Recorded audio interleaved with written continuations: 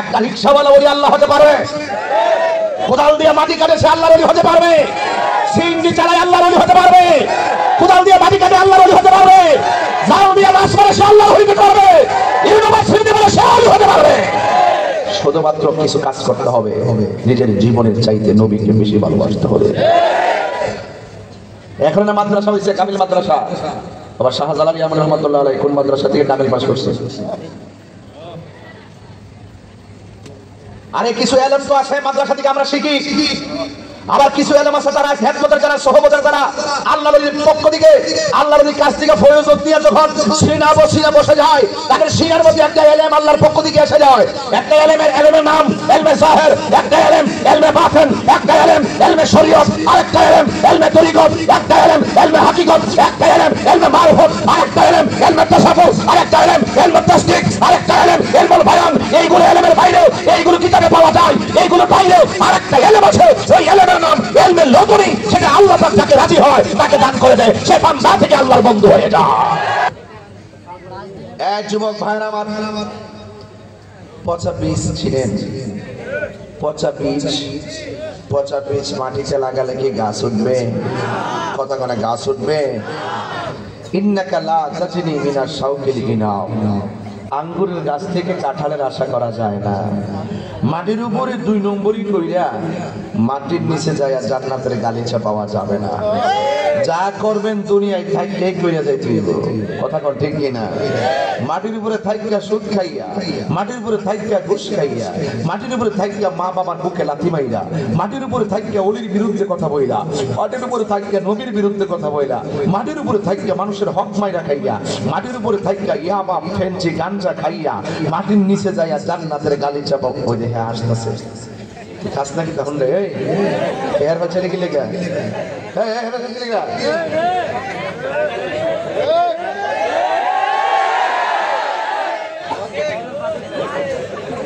সাবধান করে দিলাম বলাবার, আমি সব বুঝি, কিন্তু আমি সব বুঝি। আমি বুঝাইতে চাইছি মাটির উপরে থাইকিয়া হারাম খাইয়া মাটির নিচে যায় আরাম পাওয়া যাইব না। আরাম যদি পাইতে চান মাটির উপরে থাইকাই ওই মালিককে রাজি কইরা মাটির নিচে যাইতে হবে। আর মাটির নিচে যাইয়া ডানে মাটি আপনার চিন্তা করতে হবে না, বামে মাটি আপনার চিন্তা করতে হবে না, উপরে পাশের সানি চিন্তা করতে হবে না, নিচে মাটি চিন্তা করতে হবে না, অন্ধকার চিন্তা করতে হবে না, সব আলোকিত করার ব্যবস্থা করবেন কে? যার কেউ নাই তার কে আছে? আল্লাহ আছে। মাল্লাহুল মাওলা ফালাহুল কুল, তুমি আল্লাহর হয়ে যাও, সারা পৃথিবী তোমার গোলাম হয়ে যাবে। এই কথাগুলো আপনি কোথায় থেকে পাবেন?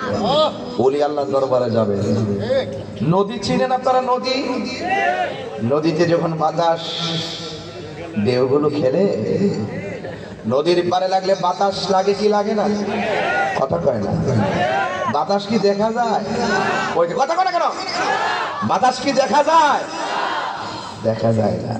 আবার তো আপনারা বুঝেন না, আবার যে বুঝেন না, আপনার শরীর ফেলে আছেন এখন। আবার জইল নদীর পার গেলে, নদীর পার গেলে বাতাস লাগে গায়ে, আর বাতাসটা গায়ে লাগার পরে পশমের গোড়াগুলা দাঁড়িয়ে যায়, শীতল শীতল অনুভব হয়, কত সুন্দর বাতাস লাগে। কিন্তু বাতাস দেখা যায় না, শরীরটা ঠান্ডা ঠান্ডা ভাব লাগে, আরাম আরাম লাগে। ঠিক এমন ভাবে আল্লাহর ওলির দরবারে গেলে তার রুহানি নজর থেকে এমন একটা প্রেমের বাতাস গায়ের মধ্যে লাগে। ওই বাতাসটা গায়ের মধ্যে লাগে, দেখা যায় না, এটা সোহবতের দ্বারা অর্জন হয়।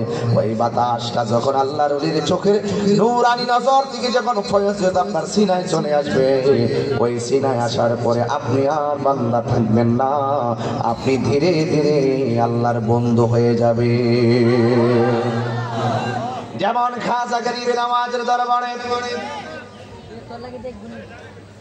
এক পাগলা গেল, পিতৃরাজ রায় ডাক দিয়া কয়, সাধু পাল। কি পাল? নাম মনে রাখবেন, এগুলো ছোট পোলা পান জানে না। সাধু পাল, তুমি যাও এই দেশের মধ্যে একজন মানুষ যে নাকি আল্লাহ আল্লাহ জিকির করে, এই দেশের ভিতরে রাম রাম চলবে কিন্তু আল্লাহর জিকির চলবে না। জোরে জোরে কি নাউজুবিল্লাহ বলা যাবে না? পৃথ্বীরাজ রায় ডাক দিয়া কয়, হ্যাঁ সাধু পাল, তুমি যাও, যাইয়া তোমার যত জাদু বিদ্যা আছে সব মঈনুদ্দিনের বরাবর দিয়ে দাও। সে শুনতেছি আল্লাহ আল্লাহ জিকির করে। তুমি সাধু পাল আমার জাদুঘর, তুমি যাইয়া যত ধরনের মন্ত্র আছে সব দিয়া তার জবান বন্ধ করবা। আপনারা জবান খুলে বলেন, জবান চালু রাখার মালিক কে?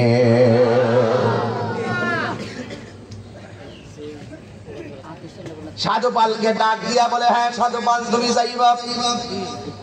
তুমি যদি যাইয়া দেখো ওই মঈনুদ্দিন আল্লাহ আল্লাহ জিকির করে, তুমি যাইয়া কোনো কথা না বইলা তুমি রাম রাম বলবা। আল্লাহ আল্লাহ জিকিরের মোকাবেলায় রাম রাম বলবে সাধু পাল। শরীরে তেল তেল দিয়া যত জাদু বিদ্যা আছে সব গাছটি ভাঙ্গা। খাজা গরিবে নওয়াজের সামনে গেছে, যাইয়া দেখে হযরতে খাজা গরিবে নওয়াজ আল্লাহ আল্লাহ জিকির করতেছে। আর এই দিকে সাধু পাল খাজা গরিবে নওয়াজের সামনে গেলেন। খাজা গরিবে নওয়াজ কে জানেননি? তিনি ভারতবর্ষে এসে কালিমার দাওয়াত দিয়েছেন। যখন তিনি এসে কালিমার দাওয়াত দিয়েছেন, ভারতবর্ষে কোনো মুসলমান ছিল না। যখন তিনি ইন্তেকাল করেছেন, ওনার জানাজায় 90 লক্ষ মুসলমান শরীক হয়েছে। তিনি বিধর্মীর কাছে এসে দিনের দাওয়াত দিয়েছেন বলে এটার নাম তাবলীগ। আর আমার বাংলাদেশে মসজিদে মসজিদে গাট্টি নিয়ে আসে, খাওয়ান দাওয়ান নিয়ে আসে আর মসজিদে ঘুমাই, এটার নাম তাবলীগ না। আমি তাবলীগের বিরুদ্ধে খবরদার কথা বলছি না। আমি বলতে চাইতেছি তাবলীগ বড় কঠিন জিনিস রে বাজার। তাবলীগ হলো বেঈমানের কাছে ঈমানের দাওয়াত দেওয়া। আর আমরা বাংলাদেশে মসজিদে মসজিদে যেইভাবে দ্বীনের দাওয়াত দিতেছে, এটার নাম তাবলীগ না, এটার নাম হলো তালিম। তালিম তালিম আর তাবলীগ এক জিনিস না। তালিম হয় মুসলমানের কাছে আর তাবলীগ হয় বেঈমানের কাছে। কথা বলেন ঠিক কিনা? এই কথাগুলো তো আপনারা বোঝেন না। আগে মনে করছেন আমরা বিরুদ্ধে কথা বলি। আরে বাবা, আমি তো জানি তাবলীগ বড় কঠিন জিনিস। আমি তো গভীরের দিকে ছিলাইতাম না, নাইলে ফাড়াই গেলাম একটা সেট যেসবটা তোর সিনেমা। আজকে যদি মুসলমানরা বাংলাদেশে যে তাবলীগ বলে এত কষ্ট করে, এটা যদি আজকে বিধর্মীর কাছে শুধু করতো, এই দাওয়াত গুলো যদি খাজা গরিবের মতন যদি বিধর্মীর কাছে দিত, তাহলে কি হইতাম করে দিই আপনাদেরকে। যদি দিত তাহলে ইহুদির বাড়িতে আমাদের দাওয়াত চাইতো, খ্রিস্টানের বাড়িতে আমাদের দাওয়াত চাইতো। আমাদের ব্যবহার দিকটা আমাদের উপকার না করুক, তারা আমাদের ক্ষতি করতো না। আজকে যখন কঠিন তাবলীগের জায়গাটা আজকে আমরা ঘুরাই ফেলছি সহজতার দিকে, তখন ইহুদিরা ওই ইসরায়েলের গুন্ডা বাহিনীরা ফিলিস্তিনের মুসলমানকে মারার সাহস পাইছে। হাত তুল্লা বলেন ঠিক না বেঠে?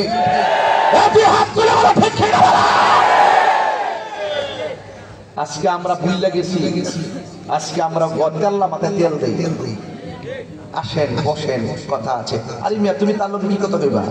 এটা ফিটার খা। এরে বোঝানোর জন্য তো ইমাম স্বামী যথেষ্ট, এরে বোঝানোর জন্য খতিব স্বামী যথেষ্ট। কথা কন ঠিক কিনা? আপনি তাবলীগ নাম দিয়ে দিচ্ছেন, আপনি নাম দিতে পারেন। সাধারণ পাবলিক হইতে আপনার তাবলীগের মানতে পারেন, কিন্তু আমরা যারা আলেম ওলামা আছি আমরা তো ব্যাখ্যা সহকারে মানতে চাই। আপনার এটা নাম তাবলীগ দিবেন না, এটা নাম তালিম দিবেন। ভাই বাপসায় তালিম দিবেন। আর তাবলীগ আল্লাহর রাস্তে এবার চলেন। আমরা গাট্টি ভাঙ্গা যত বিধর্মী আছে গোড়ায় করে একবারে বিমানটা উইরা যায় যায় বিদের যায়, আমরা বিধর্মীর কাছে দিনের দাওয়াত দিই। এটার নাম হলো তাবলীগ। এটা খাজা গরিবে নওয়াজ কইলে গেছে দীক্ষাই এই ভারতবর্ষের এই সাইডটা দিয়া ম্যাক্সিমাম তরিকতওয়ালা। কথা বলেন ঠিক না বেটে? সব কিছু নিয়ে আপনি খাজা গরিবে নওয়াজের সামনে গো যখন গিয়ে দাঁড়ায় গেছে, আপনারা জবান খুলে বলেন হযরতে মুঈনুদ্দিন চিশতি রাহমাতুল্লাহ আলাইহির চোখের ভিতরে এটা কি সাধারণ নূর নাকি বেলায়েতের নূর? এই বেলায়েতের নূরের সামনে যাইয়া সাধু পাল যেই মাত্র গেছে, যাওয়ার পরে তার সামনে দাঁড়াইয়া সাধু পাল খাজা গরিবে নওয়াজের চোখের দিকে তাকাইলো, আর খাজা গরিবে নওয়াজ সাধু পালের চোখের দিকে তাকাই নাই, না তাকাইয়া সাধু পালের সিনার দিকে তাকাইয়া গেছে। যেই মাত্র আল্লাহর ওই তাওয়াজ্জু কারকে বুঝছিলাম একটু আগে, তাওয়াজ্জু আল্লাহর ওই যখন এই চোখটা যখন তার সিনা বরাবর দিয়ে দিয়েছেন, তখন সাধু পাল আসছিল রাম রাম বলবে।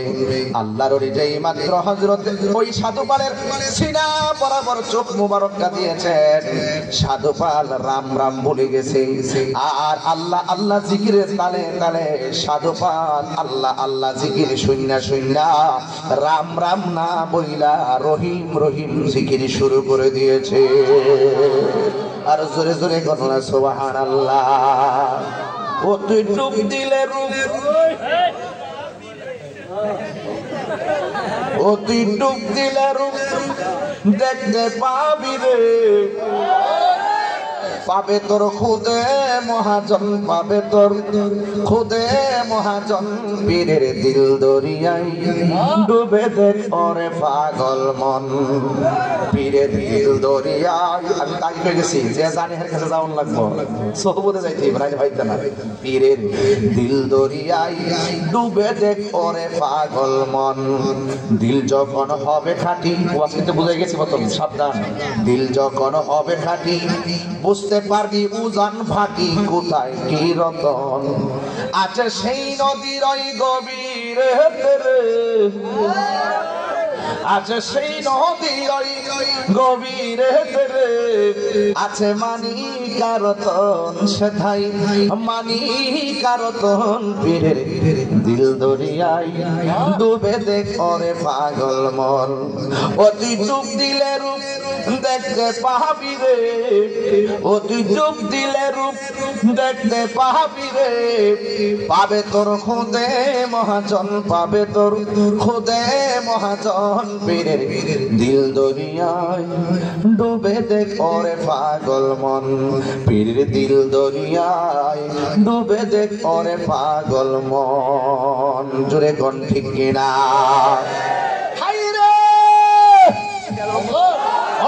শিয়ালরির বন্ধু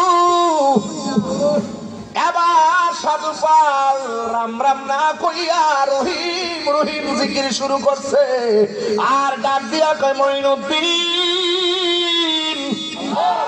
আমি এসেছিলাম বদলা নেওয়ার জন্য। মঈনুদ্দিন আমাকে পাঠাইছিলেন রাম রাম বলার জন্য। আপনার নজর যখন আমার সিনার মধ্যে পড়ে গেছে, আমার মনটা দিকে নরম নরম হয়ে গেছে, আমার মনটা দিকে কেন জানে নরম নরম হয়ে গেছে, কলিজাটা দিকে কেমন শীতল শীতল হয়ে গেছে। বন্ধু এবার সাধু পাল ডাক দিয়া কয় মঈনুদ্দিন, আমারে পাঠাইছিল রহিম রহিম রাম রাম বলার জন্য। আমি রহিম রহিম বইলা আমার মনটা আপনার কদমের দিকে ঝুঁকে গেছে, আল্লাহর দিকে আমার মনটা ঝুঁকে গেছে। মঈনুদ্দিন ও আল্লাহর ওলি, আর দেরি করবেন না, আমার এখান থেকে ফিরাইয়া দিয়েন না, আমার যাওয়ার জায়গা নাই।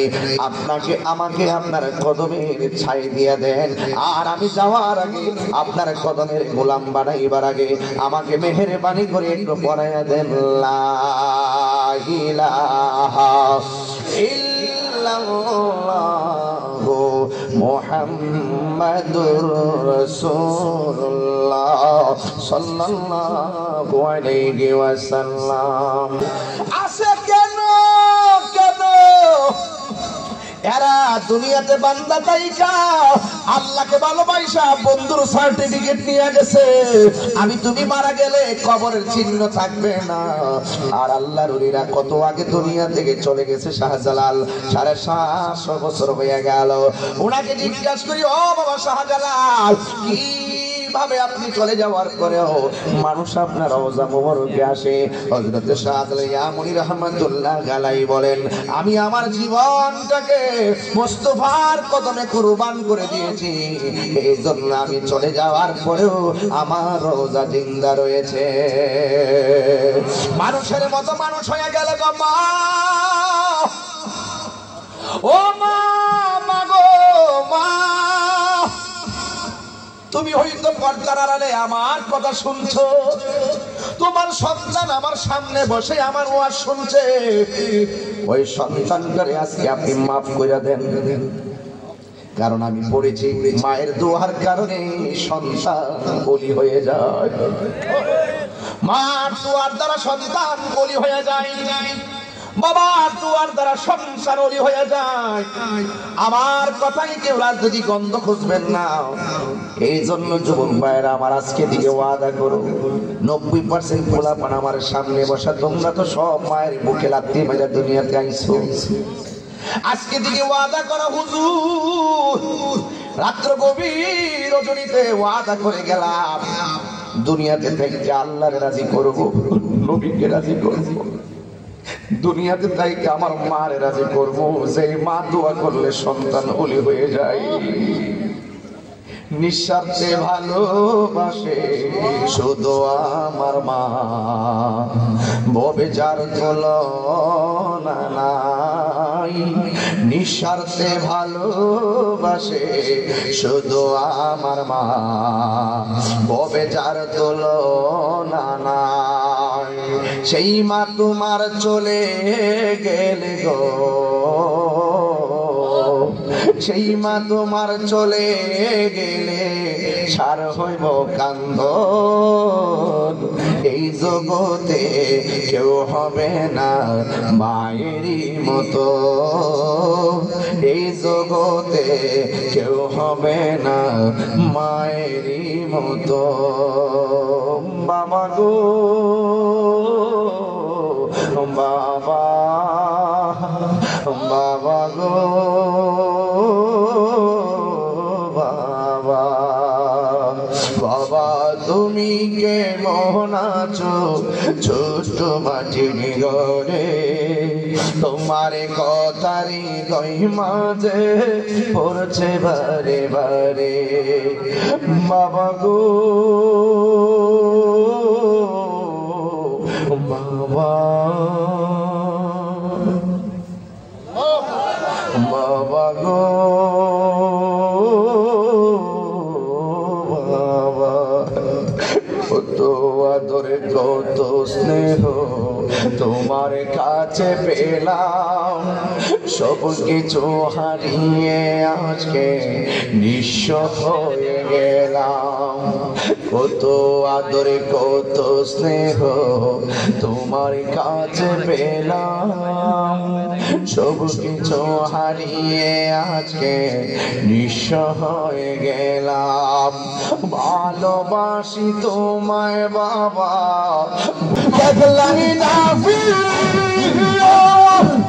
আমি সারে ভালোবাসি, আমি সারে ভালোবাসি, সে সাই না ফিরব আমি খালাকি জানলাম গঞ্জ যত্ন করে, আমি খালাকি জানলাম গঞ্জ যত্ন করে।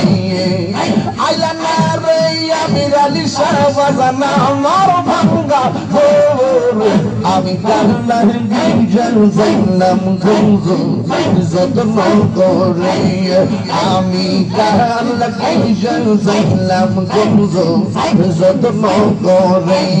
মাশাআল্লাহ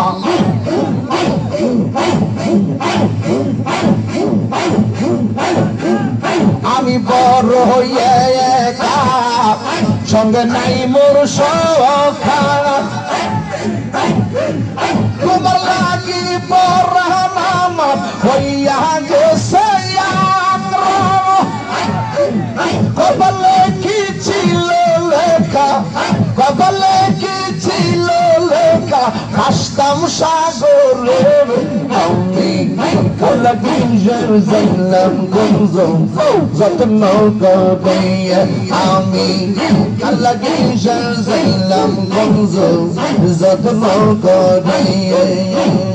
আল্লাহ নূর মোহাম্মদ বাজান আমার ভাঙ্গা গোর, আমি কারলা গিজা যাইলাম গঞ্জ যতন করে আমি কারলা গিজা যাইলাম গঞ্জ যতন করে আমি কারলা গিজা যাইলাম গঞ্জ যতন করে আমি কারলা গিজা যাইলাম গঞ্জ যতন করে দয়াল রাত পেলো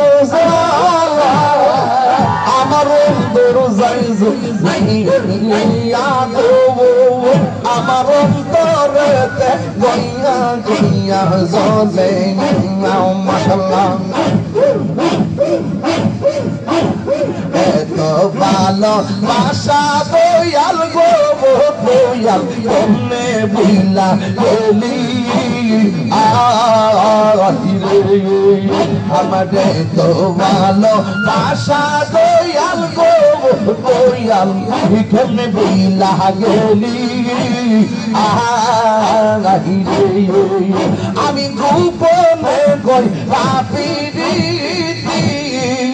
আমি গোপনে কই পাপিরি সদা ফাঁসি আমার অন্তরেতে গইয়া গইয়া জলে আমার অন্তরেতে গইয়া গইয়া জলে মাশাআল্লাহ বুঝলাম না তোর প্রেমের ধারা আমার ছিল গো পালে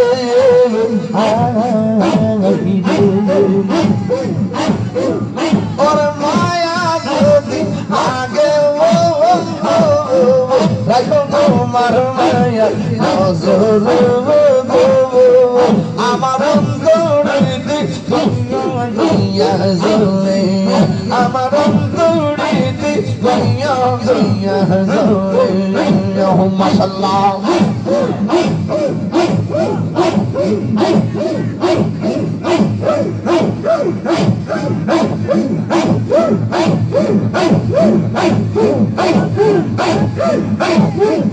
আমার মুর্শিদ আমার প্রাণের মুর্শিদ আইলে আমার প্রাণের মুর্শিদ আশাই গেলাম সাইয়া গো বিদেশি হাসনে রাখিব আমার মুর্শিদ চান্নি আইবে গো আমার দয়াল চান্নি আইবে গো বিদেশি হাসনে রাখিব আসবে বলে প্রাণের মুর্শিদ আশাই রইলাম চাইয়া গো আমি আশাই রইলাম চাইয়া গো আসবে বলে প্রাণের মুর্শিদ দেখব নবীকে দেখা দাও নবী গো স্বপনে ইয়া নবী সালাম ইয়া রাসূল সালাম আলাইকা ইয়া হাবিব সালাম